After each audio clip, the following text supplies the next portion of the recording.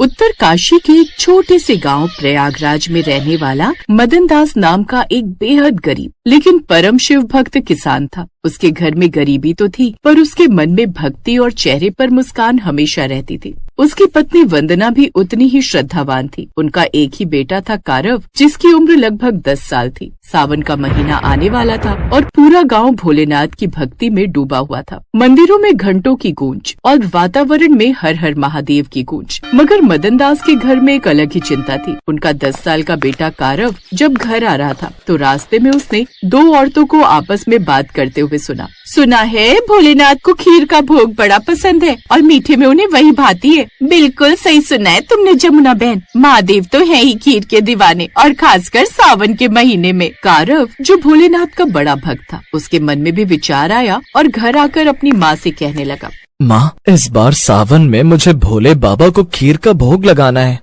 अरे ये तुझे कैसे सूझा? लेकिन घर में दूध नहीं है, चावल भी नहीं है, अभी तक मजदूरी भी नहीं मिली तेरे बाबा को। अपने बेटे और पत्नी की ये बातें मदन दास ने सुन ली। उसका दिल भारी हो गया। काम बिल्कुल मंदा पड़ा है और एक मैं अपने बेटे की इतनी सी इच्छा भी पूरी नहीं कर सकता। कैसा बाप हूँ मैं। उस सारी रात मदन दास को चिंता के कारण नींद ही नहीं आई। अगली सुबह वो शहर में दिहाड़ी करने गया। उम्मीद थी कि कुछ कमाई हो जाए तो बाबा को भोग लग जाएगा, लेकिन उस दिन उसे बिल्कुल भी मजदूरी नहीं मिली। शाम को खाली जेब और भारी दिल लेकर वो घर लौटा। कुछ काम मिला क्या जी? कुछ पैसे आए? नहीं, लेकिन चिंता मत कर, भोलेनाथ सब ठीक करेंगे। कुछ न कुछ इंतजाम कर दूंगा। तो माँ, बाबा को खीर नहीं मिलेगी?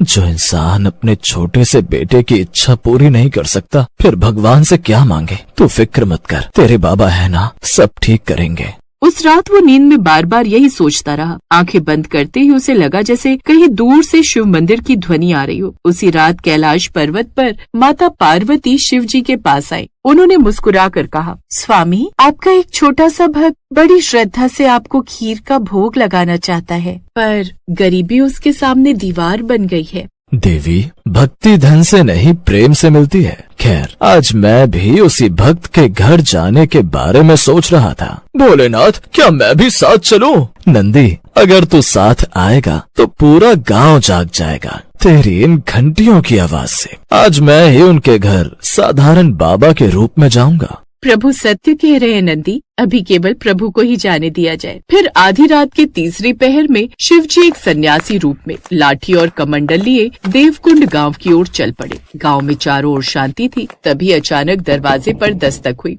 अरे, इस वक्त कौन आ सकता है? दरवाजा खोलते ही उसने देखा एक तेजस्वी लेकिन सरल सी मुस्कान वाला बाबा खड़ा था।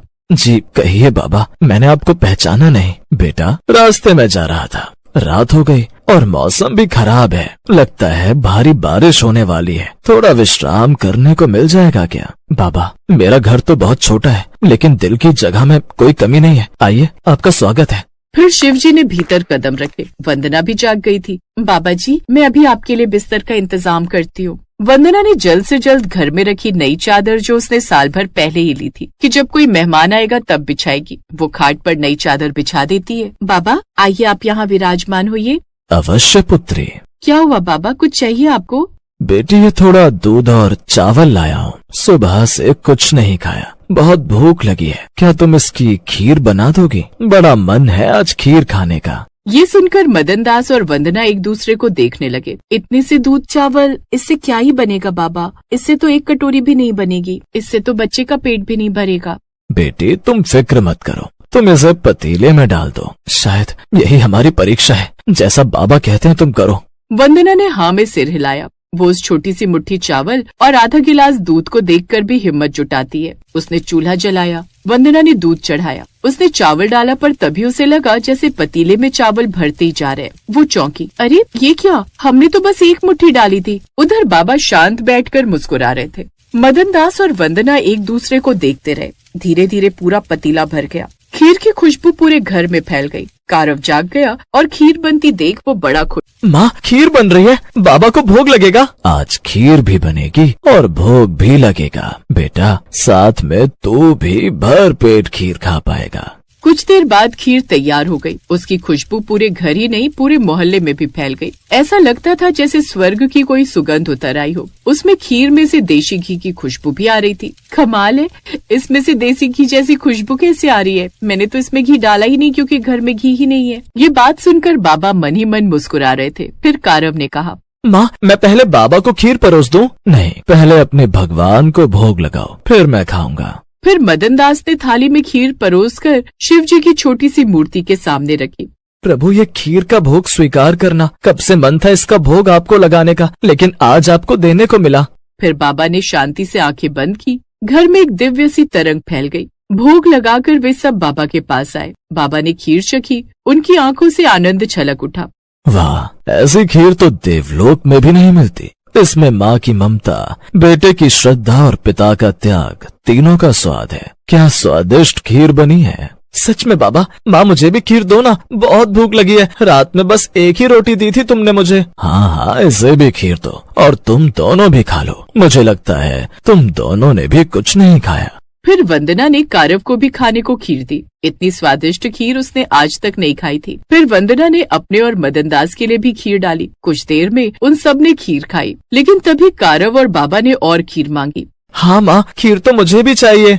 खीर? सुनिए जी, सारा पतीला तो खत्म हो गया। अब मैं बाबा जी को खीर कहाँ से दूं? क्या हुआ बेटी, जाओ हमारे लिए और खीर लाओ। जी बाबा। फिर वंदना रसोई में गई और पतीला देखने लगी। जैसे उसने पतीला देखा तो हैरान रह गई। वो पूरी तरह से भरा हुआ था। ये चमत्कार भला कैसे हो सकता है? वंदना ने सबको और खीर खाने को दी। अभी तो तुम कह रही थी कि खीर खत्म हो गई। खीर खाकर वो सब सो गए। फिर सुबह का समय हुआ। सूरज की पहली किरण घर में पड़ी तो घर में जैसे प्रकाश फैल गया। जब मदनदास ने बाबा को प्रणाम करने के लिए मुड़कर देखा तो वो चकित रह गया। बाबा तेजस्वी प्रकाश में बदल रहे थे। वंदना घबरा गई। अरे, ये क्या हो रहा है? ये कोई साधारण बाबा नहीं है, ये जरूर कोई दिव्य बाबा है। आप हमारे प्रभु यानी भोलेनाथ है ना? प्रभु, हमें दर्शन दीजिए ना। उसके इतना कहते ही प्रकाश के बीच वह सन्यासी स्वरूप मिटने लगा और वहाँ खड़े थे स्वयं भगवान शिव। ये देख वो सब हैरान रह गए। भोले बाबा, आप सच में आ गए। प्रभु, हम तो गरीब हैं, हमने क्या दिया आपको? भक्ति दी है, और भक्ति से बड़ा धन कोई नहीं। तुम्हारे घर में अब कभी कमी नहीं रहेगी। जो प्रेम से खिलाता है उसके द्वार पर लक्ष्मी भी झोली भरकर आती है। फिर भोलेनाथ ने अपना त्रिशूल उठाकर शिव जी ने आंगन की जमीन पर स्पर्श किया और वहाँ अचानक मीठे जल का एक छोटा सा झरना फूट पड़ा। ये अन्न झरना है, इससे तुम्हारे घर कभी अन्न की कमी नहीं होगी। बाबा, क्या आप फिर आओगे? जब भी खीर का भोग लगाओगे मैं बिना बुलाए भी आ जाऊंगा।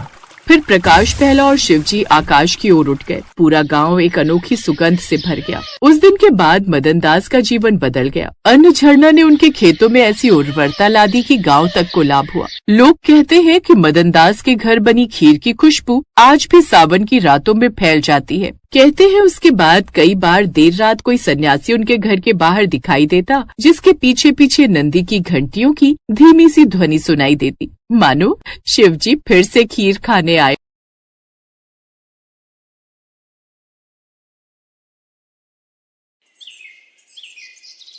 एक गांव में शिवम नाम का एक दूध वाला रहता था। उसके पास 2 भैंसें थी। वो हर सुबह उनका दूध निकालता और पूरे गांव में घूमकर बेचा करता था। शिवम का रोजाना का एक नियम था। दूध बेचने के बाद उसके पास जो भी दूध बचता था उसे शिवम रास्ते में शिव जी के मंदिर में शिवलिंग पर चढ़ा देता था। उसका दोस्त मंगल रोजाना उसे ऐसा करते देखता था। एक दिन, शिवम, तू इतनी मेहनत से पूरे गांव में दूध बेचता है और जो दूध बच जाता है उसे तू शिव मंदिर में चढ़ा देता है। बाकी लोग तो शिवलिंग पर थोड़े से दूध में पानी मिलाकर चढ़ाते हैं। तू भी ऐसा किया कर और बाकी बचे दूध को इकट्ठा करके उसकी दही और घी बनाकर बाजार में बेच दिया कर। इससे तेरी दुगनी कमाई होगी। मंगल, मैं भोलेनाथ को अपना पिता मानता हूँ, इसलिए उनकी भक्ति और सेवा करता हूँ। भोलेनाथ की कृपा से मेरी इतनी कमाई हो जाती है जिससे मैं खुश रहता हूँ। शिवम मंगल की बात पर ध्यान नहीं देता। वो नियम से ही रोजाना दूध चढ़ाने का कार्य करता रहता था। एक दिन मंदिर के पंडित जी ने शिवम से कहा, शिवम, तू हर दिन महादेव का दूध से अभिषेक करता है। तेरी क्या मनोकामना है जिसके लिए तू ये सब कर रहा है? पंडित जी, मुझे भोलेनाथ से कुछ नहीं चाहिए। मैंने कई बार कुछ लोगों को दूध में पानी मिलाकर चढ़ाते देखा तो मुझे लगा भोलेनाथ पानी मिला दूध पीकर कमजोर न हो जाए, इसलिए मैं उनको दूध चढ़ा देता हूँ। अच्छा, फिर ठीक है। एक दिन गांव में तेज बारिश हो रही थी। बारिश के कारण शिवम दूध बेचने नहीं जा सका। उसका आज सारा दूध बच गया था। उसने सोचा, आज इतना दूध बच गया है, मैं इसे शिवलिंग पर चढ़ा आता हूँ। शिवम, ये दूध तो बहुत सारा है, ये तो बहकर खराब हो जाएगा, तो फिर मैं इस दूध का क्या करूँ? पंडित जी, मैं ये दूध घर वापस भी नहीं ले जा सकता, और ऐसे तो ये दूध खराब हो जाएगा। तुम एक काम क्यों नहीं करते? तुम इस सारे दूध की खीर बनाकर भोलेनाथ को भोग लगाकर गांव में खीर का प्रसाद बांट दो, इससे तुम्हें पुण्य मिलेगा। पंडित जी, ये तो आपने बहुत अच्छा विचार बताया है, मैं अभी जाकर बाजार से खीर का सामान लेकर आता हूँ। शिवम को पंडित जी की बात अच्छी लगी और वो बाजार से खीर बनाने का सामान ले आया। शिवम ने खीर बनाकर भगवान शंकर को भोग लगाया और सारे गांव में खीर का प्रसाद बांटा। इधर कैलाश पर्वत पर भगवान भोलेनाथ के मुख पर खीर लगी देख माँ पार्वती उनसे बोली, ये तो जरूर भगवान कृष्ण की भेजी हुई कोई चमत्कारी गाय दिखाई पड़ती है, जैसे उनका कोई आशीर्वाद हो। देवी पार्वती, ये मेरा प्रिय भक्त शिवम है। इसकी निश्चल भक्ति ने मेरा मन जीत लिया है। ये मुझे अपना पिता मानकर मुझे प्रतिदिन दूध और खीर का भोग लगाता है। ये मेरी चिंता करता है और मुझे बिना पानी मिला दूध चढ़ाता है। मेरे भोले भाले भक्त की भावना देखो, ये समझता है कहीं मैं पानी मिला दूध पीने से कमजोर न हो जाऊं, इसलिए ये दूध से अभिषेक करता है। प्रभु, फिर तो अपने इस भक्त पर कृपा करने के लिए हमें इसकी परीक्षा लेनी चाहिए। तो देर किस बात की देवी पार्वती, हम अभी पृथ्वी पर चलते हैं और अपने भक्त शिवम की परीक्षा लेते हैं।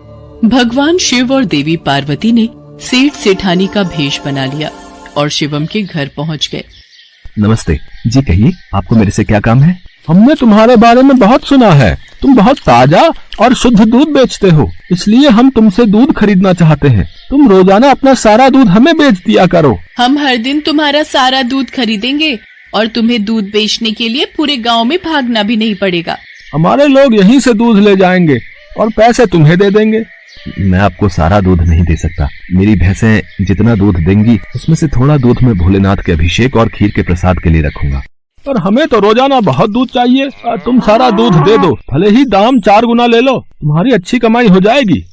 नहीं सेठ जी, मैं आपको सारा दूध नहीं दे सकता। आपको दूध लेना है तो मैं शिव मंदिर के हिस्से का दूध अलग करके ही आपको दे सकता हूँ, नहीं तो कोई बात नहीं। चलो भाग्यवान, हम कहीं और से दूध पता कर लेंगे। ये तो कोई बहुत बड़ा शिव भक्त जान पड़ता है। सेठ और सेठानी वहाँ से चले गए। कुछ दूर जाकर उन्होंने एक गरीब ब्राह्मण का भेष बना लिया। देवी पार्वती, अब हमें अपने भक्त की परीक्षा किसी और तरह लेनी होगी। भगवान शंकर और माँ पार्वती मंदिर की सीढ़ियों पर बैठ गए।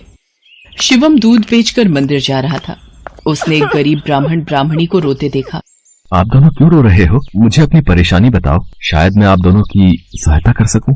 बेटा, हम दोनों कई दिनों से भूखे हैं, हमारे पास खाने को कुछ नहीं है। आप परेशान मत होइए, मेरे पास कुछ दूध बचा हुआ है और एक डिब्बे में ये खीर है। आप ये दूध पी लो और ये खीर खा लो, इससे आपका थोड़ा पेट भर जाएगा। भगवान शंकर तुम्हारा भला करें बेटा, आज तुमने हमें ये दूध और खीर खिलाकर तृप्त कर दिया। यदि मैं आपको भूखा छोड़कर भगवान भोलेनाथ को ये दूध और खीर का भोग लगाता तो वो भी इसे ग्रहण नहीं करते, क्योंकि जिस तरह से मैं उन्हें अपना पिता मानता हूँ तो वो भी तो आपके पिता हैं, तो मैं उनकी संतान को भूखा कैसे रख सकता था। इसलिए मैंने ये दूध और खीर आपको दिया। पर बेटा, ये प्रसाद और दूध तो तुम भगवान भोलेनाथ के लिए लाए थे, तुमने हमें दे दिया। तुमने हमारे लिए अपना नियम क्यों तोड़ दिया? शिवम की भोली भाली और पवित्र बातों को सुनकर भगवान शंकर और देवी पार्वती अपने असली रूप में आ जाते हैं। उन्हें देखकर शिवम उनके चरणों में गिर जाता है। शिवम, मैं तुम्हारी सच्ची भक्ति से बहुत प्रसन्न हूँ। मांगो, क्या मांगते हो? प्रभु, मुझे आपकी भक्ति के सिवा और कुछ नहीं चाहिए। मुझे आपकी भक्ति करके जो खुशी मिलती है उससे बढ़कर मेरे लिए कुछ भी नहीं। शिवम, तुम मेरे सच्चे भक्त हो। आज के बाद तुम्हारे जीवन में कोई दुख नहीं रहेगा। मेरा आशीर्वाद सदैव तुम्हारे साथ रहेगा। शिवम को अपना आशीर्वाद देकर भगवान शंकर और माँ पार्वती अंतर ध्यान हो जाते हैं। उस दिन के बाद शिवम का जीवन सभी प्रकार के सुखों से भर जाता है।